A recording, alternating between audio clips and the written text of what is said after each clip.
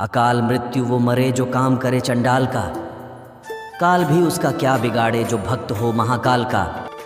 महाकाल शिव की महिमा अपरंपार है। उन्हें प्रसन्न करने के लिए किसी खास प्रयास या पूजा पाठ की जरूरत नहीं होती, बल्कि सच्ची श्रद्धा और पूरे मन से किया गया प्रयास आपको भोलेनाथ की कृपा का पात्र बना सकता है। शायद यही वजह है कि अपने भक्तों के लिए महाकाल ने काल तक को भस्म कर दिया था। ऐसी ही एक कथा मिलती है हमारे धार्मिक ग्रंथों में, जिसे हम आपके साथ शेयर कर रहे हैं।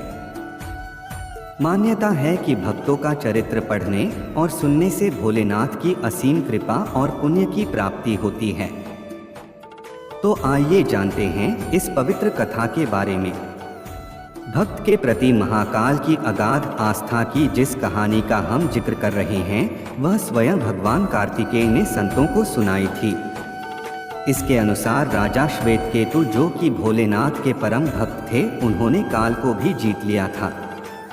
राजा श्वेतकेतु सदाचारी, सत्यवादी, धर्म के मार्ग पर चलने वाले शूरवीर और प्रजापालक थे। वह अत्यंत ही निष्ठा और प्रेम भाव से प्रजा का पालन और अगाध आस्था और श्रद्धा भाव से शिव भक्ति करते थे। उनके इस भक्ति भाव से महाकाल अत्यंत प्रसन्न थे। उनकी कृपा से श्वेतकेतु के राज्य के लोग दुख, दरिद्रता, अकाल मृत्यु और महामारी से अछूते थे। एक दिन जब राजा श्वेतकेतु का जीवन काल समाप्त होने को था और वह भोलेनाथ की आराधना में लीन थे, तब चित्रगुप्त ने यमराज से कहा कि राजा श्वेतकेतु की आयु अब पूरी हो चुकी है, अब उनके प्राण हरने का समय है। तब यमराज ने अपने दूतों को आज्ञा दी कि वे जाएं और श्वेतकेतु के प्राण हर लाएं। यमदूत राजा श्वेतकेतु के पास पहुंचे तो वह शिव मंदिर में थे। दूत बाहर ही खड़े हो गए। श्वेतकेतु गहरे ध्यान में थे। बहुत देर हो गई, न तो श्वेतकेतु का ध्यान टूटा और न यमदूत वहां से हिले। दूत बिना अपना काम किए खड़े रहे।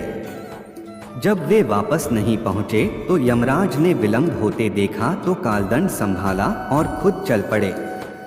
दूतों के आने में देरी होने के चलते यमराज स्वयं ही राजा श्वेतकेतु के प्राण हरने पहुंचे।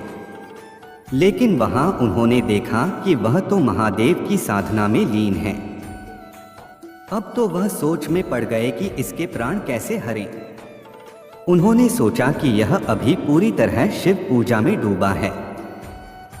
इस स्थिति में शिव पूजा का उल्लंघन नहीं किया जा सकता।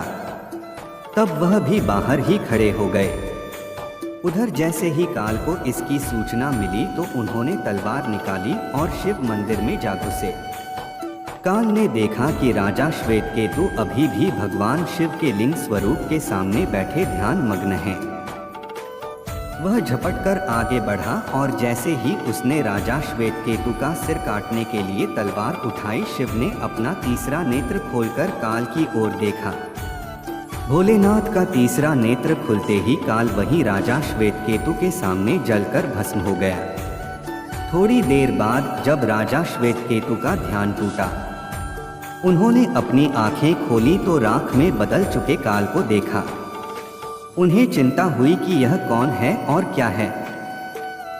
श्वेतकेतु ने भगवान शिव से पूछा, हे भोलेनाथ, ये किसकी राख है? इसे किसने और क्यों जलाया? तब भोलेनाथ ने बताया कि यह काल था जो कि तुम्हारे प्राण हरने आया था। राजा श्वेतकेतु ने कहा कि हे महाकाल, यह तो आपकी ही आज्ञा से तीनों लोक में विचरता है, लोक को नियंत्रण में रखता है। इसी के भय से तो लोग पुण्य कार्य करते हैं। आप इन्हें अतिशीघ्र जीवन दान दे दें। शिवजी की कृपा से काल जी उठा और उसने उठते ही श्वेतकेतु को अपने गले से लगाकर बोला, राजा, तुम जैसा तो तीनों लोकों में कोई नहीं है। तुमने तो अजय काल को भी जीत लिया। जीवन दान पाकर काल और यमराज ने कहा कि ऐसे जातक जो शिवजी के परम भक्त हैं, सच्चे मन और पूरी श्रद्धा से महाकाल की पूजा में लीन रहते हैं, सिर पर जटा और गले में रुद्राक्ष पहनते हैं, विभूति का त्रिपुंड ललाट पर लगाते और पंचाक्षर मंत्र का जप करते हैं, उन्हें कभी भी अकाल मृत्यु का ग्रास नहीं बनना पड़ेगा। कथा के अनुसार इस आशीर्वाद के बाद श्वेतकेतु ने लंबे समय तक राज किया और फिर महाकाल की कृपा पाकर उनमें ही विलीन हो गए। दोस्तों, आपको यह कथा अच्छी लगी हो तो कमेंट में हर हर महादेव जरूर लिख दे और साथ में चैनल भी सब्सक्राइब जरूर कर ले। हर हर महादेव।